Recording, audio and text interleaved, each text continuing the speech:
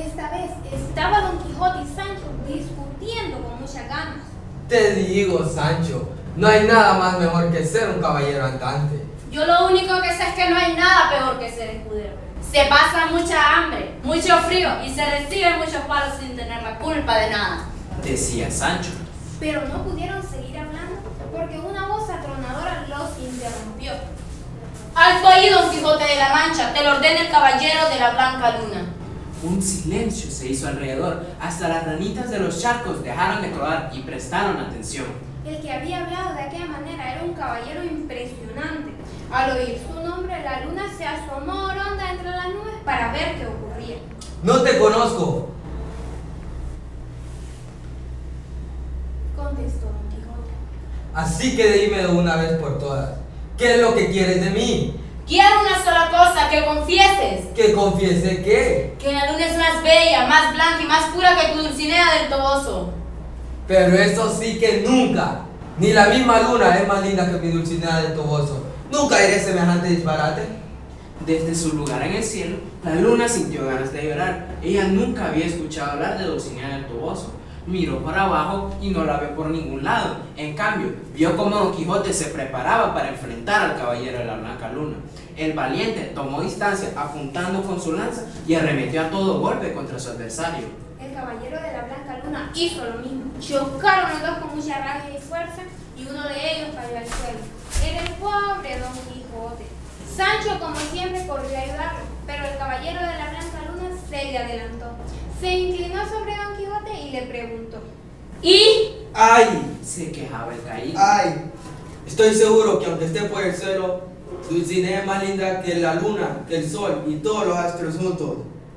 ¿Pero cómo? No puede ser. Dijo el caballero de la Blanca Luna, dando vueltas alrededor de Don Quijote. Luego sonrió, dándose importancia, y le dijo: Ahora que estás en mi poder, orgulloso Don Quijote, harás lo que yo te mande.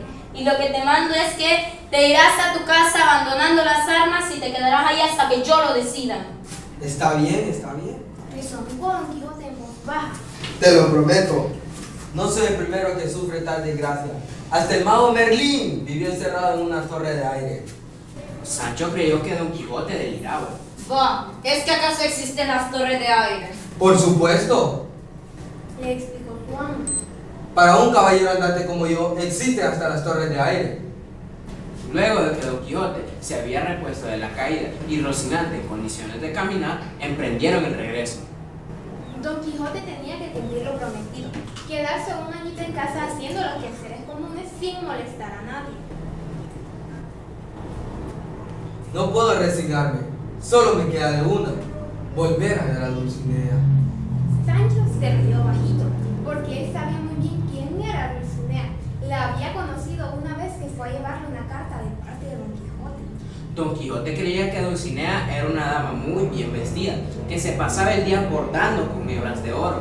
Pero Sancho sabía que Dulcinea era una pastora como todas que se paseaba en el campo vigilando su rebaño.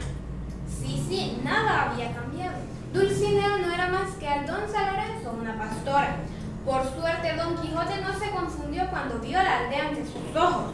Tampoco se confundió la gente de la aldea al verlo a él y a Sancho Panza venir a lo lejos. Don Quijote más flaco que nunca y Sancho Panza tan gordo como siempre. Una sola cosa había cambiado desde el día en que se habían ido de la aldea, que Don Quijote, en vez de llevar el casco sobre la cabeza, llevaba un sombrero de ventas enorme e impresionante. Cuando terminaron de recorrer la calle principal, se separaron. Sancho se fue a su casa. Teresa, su mujer, y Sanchica, su hija, lo besaron mucho y le hicieron una montaña de preguntas. ¿Cómo, Sancho? Decía Teresa. Un señor gobernador como tú anda tan mal vestido. ¿Cómo se vestían las damas de la corte? Le decía Sanchica, que era más que curiosa y más que coqueta. ¡Silencio! Dijo Sancho. Ya les contaré toda una maravilla tras otra. Castillo imponente, encantamientos sagraneros. Así se quedaron los tres muy contentos, contando las monedas que Sancho había traído a su casa y escuchando sin parar las historias que junto a Don Quijote había pasado.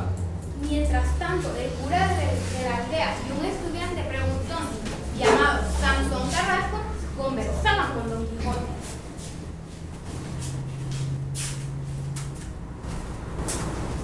Así que, tal caballero de la Blanca Luna le hizo prometer que se quedara en casita. Eso mismo. dijo Don Quijote. Miró al estudiante y preguntó: ¿Qué parecido es el caballero de la Blanca Luna con Sansón Carrasco? y no se equivocaba. Sansón Carrasco y el caballero de la Blanca Luna no solo se parecían, sino que eran la misma persona. ¿Qué había ocurrido? Que el estudiante Sansón Carrasco se había disfrazado de caballero andante y había tendido una trampa a Don Quijote. El cura estaba de acuerdo con el estudiante, porque pensó que ese iba a ser un remedio definitivo para que Don Quijote se dejara andar buscando aventuras por ahí. Y todos juntos, el cura, el estudiante, el ama de llaves y la sobrina de Don Quijote, empezaron a aconsejarle como que si él fuera un niño. ¿No cree? Usted es demasiado viejo para andar por ahí. Le decía a la sobrina que estaba muy preocupada por su salud. Es usted un señor muy importante para andar arriesgando su vida por ahí. Dijo el cura. Los caballeros andantes ya no existen. Insistió el estudiante. La culpa de todo lo tienen los libros de caballería. No debo de leerlos más. Le dijo el ama de llaves que ya había quemado unos de aquellos cuantos libros para que Don Quijote no los viera en adelante. Sancho había guardado ya todas las monedas que había traído a su casa y había contado a su esposa y a sus hijas la historia de las aventuras. Se dirigió a casa de Don Quijote y le preguntó: ¿Cuándo volveremos a partir? ¿Es verdad que nos tenemos que quedar un año aquí quietecitos? ¿Qué va a decir el mago Frestón? Se va a morir de la risa. Todos lo miraron con cara seria. Seguramente aquel mago Frestón era un invento más de los libros de caballería que tanto mal le habían hecho a Don Quijote. Sancho prefirió callarse y esperar un tiempito para ver qué pensaba. Ante tanta charla, la cabeza de Don Quijote empezó a dar vueltas, como una pirinola. Don Quijote estaba mareado. Vio como el mago Frestón se reía a carcajadas mientras se escondía entre las páginas de los libros. Vio como los enormes gigantes que lo habían amenazado se convertían en molinos de viento. Vio como los castillos que habían visto a lo largo de los caminos se convertían en posadas llenas de humo y olor a sopa. Vio como las duquesas, marquesas, princesas y damas de la corte se convertían en pastoras y aldeanas. Vio como los famosos ejércitos que había enfrentado con tanto valor se convertían en rebaños de ovejas. Y se sintió tan mal que pidió permiso y se fue derechito a la cama. Durmió muchas horas profundamente y cuando se despertó llamó a todos los de la casa y le dijo muy contento: ¡Hey! ¿Dónde están todos? ¿Dónde están todos? ¿Dónde están todos? Ya sé, que me llamo Alonso Quijano y no Don Quijote. Y que no soy un caballero andante, soy un señor como cualquier otro. Al escuchar esto, Sancho se puso muy triste, porque pensó que si Don Quijote ya no era más Don Quijote, él no tendría por qué seguir siendo un escudero y volvía a ser un campesino. Ya no andarían por los caminos a buscar aventuras de toda clase. Pero cuando se acordó de todos los malos momentos que habían vivido consideró que ya era suficiente y se conformó con seguir siendo lo que realmente era, un buen labrador. Cuando el señor Quijano, antes se llamaba Don Quijote, se puso más viejito y se le ocurrió darle consejos a su sobrina, y ante tantos consejos que le dio uno que le dijo: Que no se te ocurra casarte con un lector de libros atalandrados, porque si no, la vas a pasar muy mal. Eso es lo que le dijo, y por aquel entonces mucha gente pensaba lo mismo. Pasado cierto tiempo, un señor escribió un libro titulado Las aventuras de Don Quijote de la Mancha. Lo escribió para demostrar cómo Don Quijote había sabido luchar para defender hermosas ideas, aún así haciendo grandes y semejantes disparates. Y tanto gustaron las aventuras de Don Quijote que aún las leemos todavía nosotros.